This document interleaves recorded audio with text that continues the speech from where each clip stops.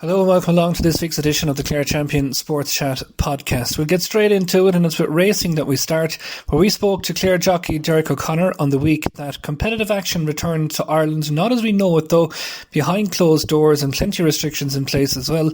I spoke to the Tubberman to get his thoughts. We need the racing obviously to get going, to provide a kind of good atmosphere in the racing world. So once that happens, I think things are going to pick up fairly rapidly again. So we've the busy sales season, so we need the racing to come back. So that's a good atmosphere and a good kind of build towards racing. And then we need to run off hassle free as well. Now we don't need any incidents with coronavirus that creeping into the racing world. So if that happens and the racing builds momentum and we get to the good classic race in the Clare there at the end of June, and all the national hunt racing comes back, and it leads into some of the nicer festivals, Clare, Galway and that.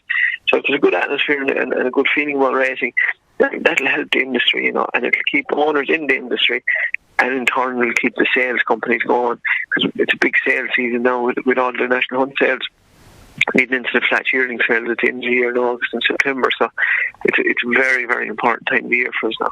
Yeah, and I guess one of the big talking points in racing over the last number of months was the fact that the Cheltenham Festival went ahead, and there seems to be a little bit of kind of criticism of that. So from a PR point of view, I guess to have it back and get that atmosphere you spoke about, that's probably important as well. Yeah.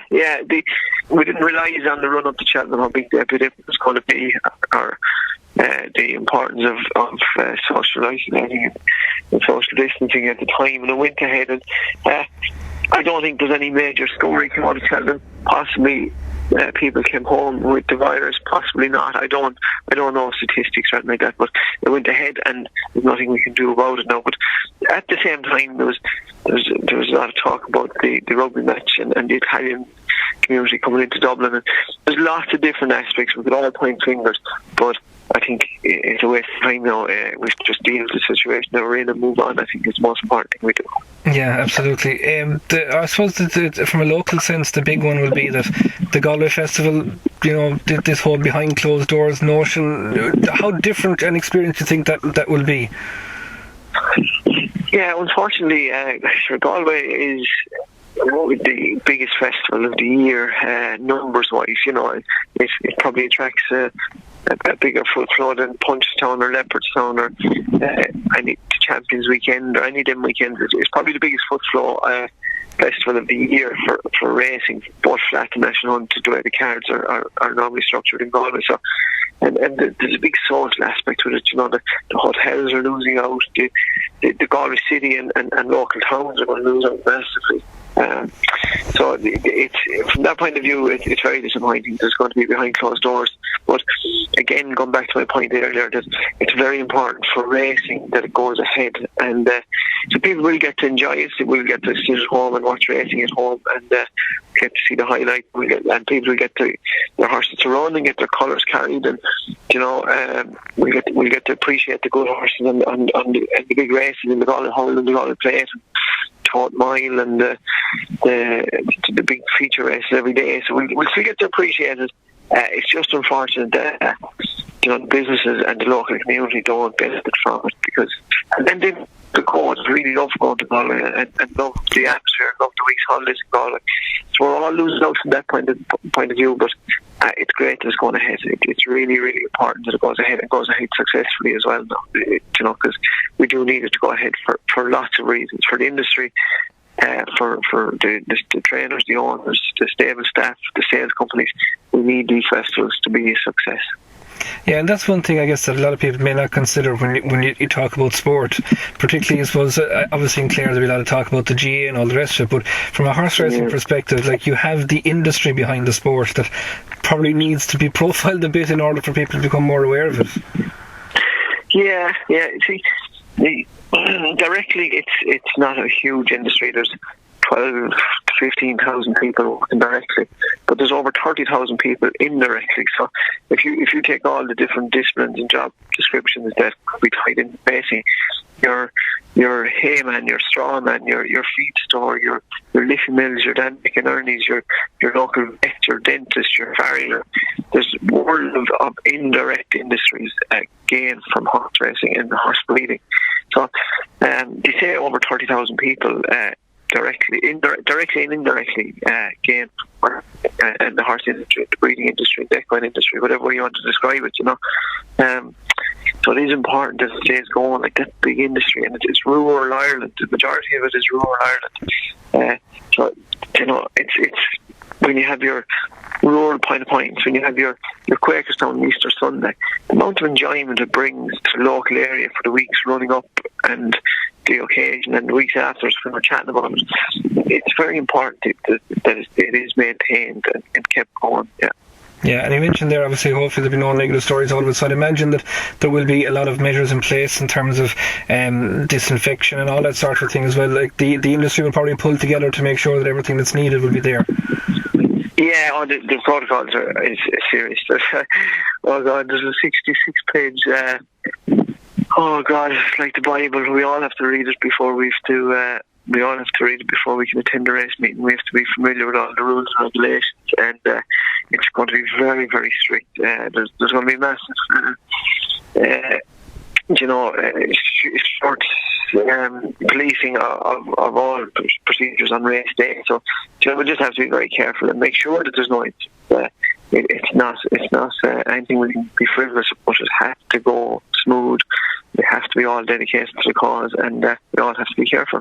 Yeah, I guess it's the future-proof, and probably for next year as well, that these smaller trainers and owners are still, I suppose, viable by the time that, please God, things get back to normal.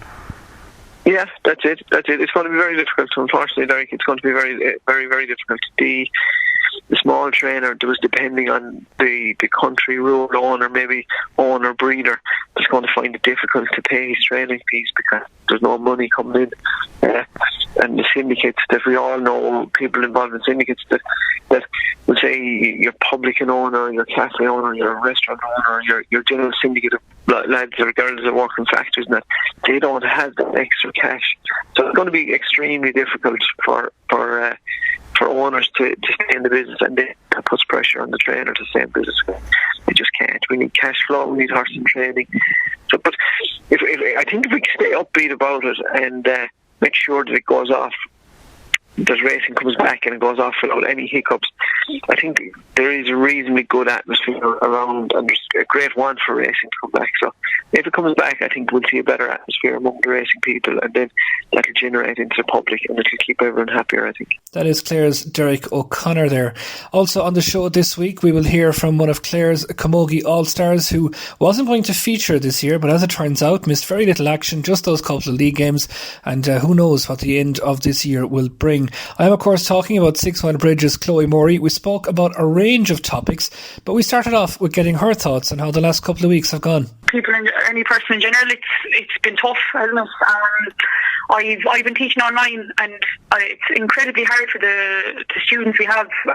So I'm down in St. Clement's there in Shannon, and we're trying our best, I suppose, for students. We're lucky with the type of student we have down there that they're really driven and all, but like really, really hard. And in terms of like career-wise, I was taking a break from Clare this year. I might have picked a good year to take it, but with club boys isn't very good. Like my personal opinion of the whole thing would be that I think if people want to follow a routine, they absolutely should, and there should be an option for them to do so. But I don't think anyone should be forced into making sure they have this amount of gym sessions, this amount of runs done, because everyone is going to act differently in a time like this. So, you're dealing with sports people anyway, and my opinion would be that there's nobody sitting down for the last 9 weeks doing absolutely nothing. And I think, and this might be off the ball altogether, but I mean, some days I wake up and I'll do 40 things and be the most productive day in the world, but I'll also wake up some days and I'll be nearly struggling to get out of bed, wondering kind of what I'm going to do for the day. And I think that's the same with everyone. So I'm just trying to I do be doing a lot more walking now, and maybe smaller stuff, like trying to keep an eye on my knees and my Achilles and look after them a little bit more. and I've actually taken up a musical instrument as well, trying to keep the head ticking over. A ukulele, it is not going very well, but I'm trying anyway. So that's my lockdown. I think the obvious follow-up question there is, why a ukulele? I was reliably informed that it would probably be one of the easier ones to learn and a cheaper instrument. So it is going, I am going to say, below average, but I am persevering. But you know what? It's actually something nice to do, something totally different when you get a chance like this. So it's actually nice, to be honest. And I suppose I was researching myself kind of things to be doing, maybe just outside of a sport and sphere as well. So I heard that learning a musical instrument is actually quite good for you as well and keeps you mentally ticking over. So anyone's looking for advice, don't come to me for ukulele advice anyway. In that regard. Didn't you say below average? Have you nailed down Twinkle Twinkle yet? No, I'm actually, I've only got a few chords, that's all. I don't even have a song yet. What's the song I'm trying to learn from? I think You Are My Sunshine, but it is proving difficult. So the amount of YouTube tutorials I've gone through, I hate to admit, but no, to be fair, it's good fun. And my sister Melissa is actually a musician in the house. She can... she's like, let's say, grade 8 piano player, so I think her years, to be honest, listening to me play the ukulele after coming home from a 12-hour shift nursing probably isn't the best, but she's very supportive of my music career. Career is an interesting choice of word. Yeah. I won't be a music teacher anytime soon anyway. I'll stick to geography and history. Getting back to having 2 nurses in the house, I mean, at this time, is that a concern? Like, I mean, family members right on that front line? So with Melissa, she has to abide by, I suppose, certain standards and stuff. So she'll come home, has to make sure that she showers, washes her clothes straight away, and then either myself or my dad or even her would kind of disinfect anything that she's been in contact with. And I suppose, like, I think a few people have said, well, would she not have moved out? But, like, we're not that wealthy where we have the abundance of houses to go to, and that's just not being provided for at the moment either. And she's a 4th-year student in UL, like, so, I mean, even her paying conditions, look, that's another story for another day, but I realise how hard a job she has, some of the stories she comes home with, and, I'm all for, obviously, like, these caps and, supporting our frontline workers, but, like, some of the things she comes home with, there definitely has to be a lot more done for nurses in this country hopefully when it kind of calms down a small bit. But no, she's very positive and she's very witty. No, she's, I suppose, as I said, she's abiding by all standards and as best as she can, and we have to kind of make sure we support her. So I'm cooking an awful lot more as well than I thought I would have to try to get on her good side.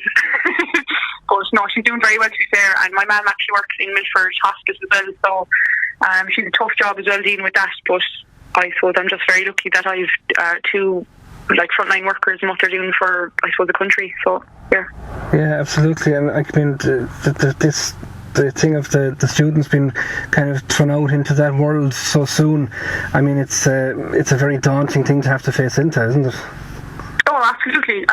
Like, she's taking it in her stride. Some of the things, like, it's kind of not almost worrying, but like, she comes home with stories that she's looking at me and I have such a shocked face going, is that actually a thing? Is this happening? Like, even in Ireland, or some of the stories she might come home with, but like, she just takes it in her stride. And like, I've yet to meet a nurse, to be honest, who gives out, like, and I mean that I've some of my best friends there from Six Mile Bridge as well are nurses, and even like, I think we were speaking about Orla Duggan, like, she's involved in like testing centres as well, and like, not a bad word to say about anything. They just take in their stride. And I just think, I mean, I was saying to Melissa, as a country as a whole, I think Ireland is just super at just, I suppose, showing support for one another in terms of stuff like that and what we do for one another. And even Melissa, we open up a postbox and she's had letters and chocolates and everything that could help her with her job as well. And I just think it's such an Irish thing. And I think in times of this, Irish people are so good to one another. And as you know, Derek, I suppose even on social media, the charities that people are supporting at the moment, and like we said this, but I've said this to Melissa, I was like, I don't think there's another place in the world where you'd see the way Irish people kind of come together and unite, like, and it's kind of, I think it's kind of what's driving a few people through this, That'd be my opinion of it anyway. I know it's probably very philosophical or whatever, but you do an awful lot of thinking. I think it's a really nice thing that's happened at the moment. I miss, I suppose, the pandemic. Yeah, that's one thing that has amazed me, because all the people that are out of work, and the amount of people that have lost their jobs and routines and all that, and yet we've never, I think, seen such a fundraising drive. It's just it doesn't make sense. Like, it shouldn't be the time that you're doing it, but yet here we are, and everybody is just raising so much for so many different causes. Yeah, absolutely. Like that's what I was making the point to everyone. I can't, and as you say, I suppose there are people, unfortunately, who've lost their jobs. They're on reduced hours. Like, it's, their worlds have been turned upside down. Yes, people find it, no problem at all to be giving out fivers, tenors, even more, like, to people they've never met, knowing that, well, that's for a good cause and I'll just do that. And I've said it 1,000 times to people I've met, it's absolutely amazing, and I think it's a uniquely Irish thing, or something we do in Ireland anyway, and we do it so well, and it kind of gives you a small bit of hope, or there's a small bit of how would you say, like, it's just a glimmer of happiness, in times like this, for sure. Yeah, no doubt. Tell me, on a sporting sense, you mentioned there you took the year out. Was that injury related?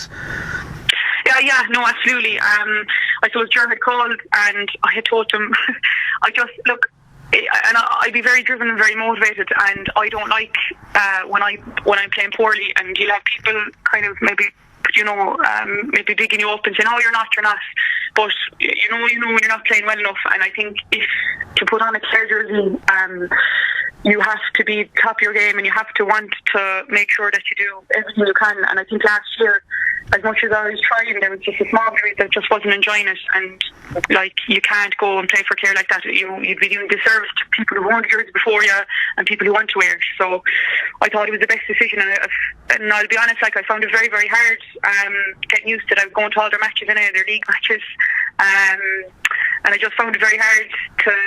And it kind of gives you almost a look into what it'll be like when I retire, what it'll be like a life without camogie almost. And I know people always tell you, it's only camogie, but that's something I've been doing since I've been 15, and it's my life between, I suppose, November and September of any given year, and I'm so delighted that has been my life. I've never had any regrets to it, and if you're lucky enough to be able to play, you should always put yourself forward. But I just felt this year that I'd be doing a disservice to everybody, and I thought, like, when all is said and done, I'd like to be able to say, I gave everything I could to Clare, and I even took a year break to try to get my body and my head right, and to give it at least a year lash or two anyway, and I could do no more than for anybody else, So at the moment, I'm kind of just rehabbing. I'm doing a strength and conditioning course, so I'm kind of doing my own bit of rehab in terms of my knees and my Achilles, and even just to get a small bit more fitness into myself.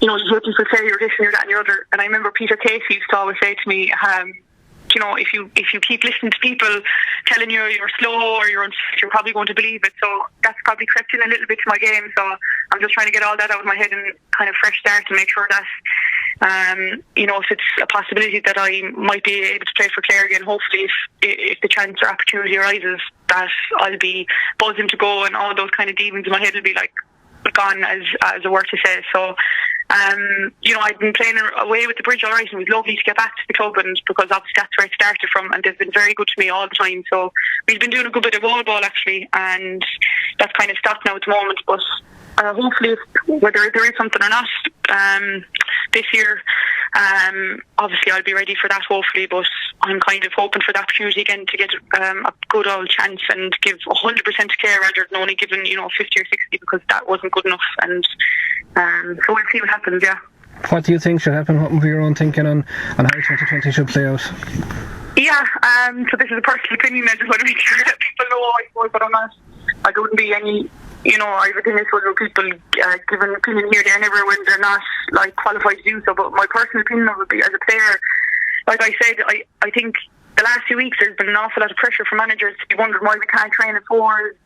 And like, my response has been, well, the only thing you'll be able to do in fours is running, and be very, very little ball work in my head unless it's on the wall. So there is no player who wants to go back running or anything. Like, they'd be doing that themselves. Like, I play because I want to play matches and the competitiveness and the whole lot. And I suppose obviously the social aspect. I don't know. There's, I suppose the experts are telling us that there may not be a vaccine, for over a year. I think also if I'm playing with my dad has a condition, he has lupus, so he's probably small but compromised, and we have to be maybe a small bit more careful. So would I be comfortable enough to go out when tests aren't readily available to me and go and put him in a compromised position? I don't know. Would other people? I don't know. I mean, I miss playing matches, and we were talking actually when we were playing football, it's just matches we miss, obviously, it's the social aspect, but matches, that's all we want to play games. As if you're training, I just want to play games. So I don't know. I think telling people that it could happen in October is, it's people's almost pre-season if it were, now. And if it gives people hope, then it's fine to say October, and at least they're leaving it very, very open. But they should call it soon, I think, because you don't want people running themselves into the ground or following programs that they shouldn't have to if they don't want to, because maybe across the country there are certain managers putting people under pressure to do so. So not really answering your question there, am I? But I don't know, I'd be just a small bit cautious, I suppose, and I'm definitely in the opinion or of the side that there should be nobody at the moment being made to do anything. But if you do want it, there are players who love routine, and that's fine, fly away with it. But people who, if they're finding it hard or anything, shouldn't have to be made to go off and do a 5k or go off and do a gym session, not every day, because there are just days where you just need to take a breath to yourself. So, I suppose whatever your player safety has to be number one, so. Yeah, I think there's something that's creeping into the conversation lately, we see the Bundesliga back, La Liga's coming back. I think they're playing rugby behind closed doors, but you're talking professional versus amateur. I think the point you've hit on there is a massive one, in that you're asking the amateur player to take a professional approach to almost everything. Yeah, that's it. We have to go back into the community. We're GA players. I go back into to St. Cayman, who am I putting at risk if I decide that I want to go do a pastime or a hobby, which is essentially growing or rolling, if you break it down, or GA, that's what it is like. And as much as we all want to back, and nobody wants to back more than me, I'd love to be able to just go up to the pitch and talk with my nephew at the moment. We just can't. And I look at people like my sister then, and she's putting in 12-hour shifts, and she has sores on her face, and her hands are cracked from cleaning them and trying to care for other people. Why would I, or why would the rest of the GA community kind of, how would you say, flood a health system that's already at capacity just because we wanted to go out and play a game of hurling, you know what I mean? And I understand, I was just speaking about it there, camogie's probably more to me even than a pastime or hobby, but not more to me than my sister putting her life on the line because I wanted to go play it, that way. So we just have to be, mindful of all that. And I think if the GA pitches can open when they can open, I think that would be I was talking to Alex about this, my brother. I just love to go up and talk with him, just like we used to. I don't have to go off and do a warm up, and I don't have to go off and do trees, or I don't have to go off and do drills. I just want to go up and puck with Alex or my nephew TJ or whoever, and just. That's why we started playing, and I kind of made that point to him as well. We were talking about it, and I know Alex now, and my brother came is meticulous, and he loves his routine, so he'll be the fella who'll be doing his routine, and then you've Mr. Alex Morey, who will not be doing his routine as such. He'll be going off doing his own thing, but we were talking about and saying that I suppose in the midst of all this, it's nice to be a bit I'm picking up a hurley at the moment because I want to go out and poke around rather than being told, well, you have to do 20 minutes of this and then you have to go do running, you have to do this. I'm doing what I want, I suppose, and we're kind of finding a love for it again because we just said, I'd love to go up and try put over some sidelines over the bar. I'd love to just go over and poke with my brother,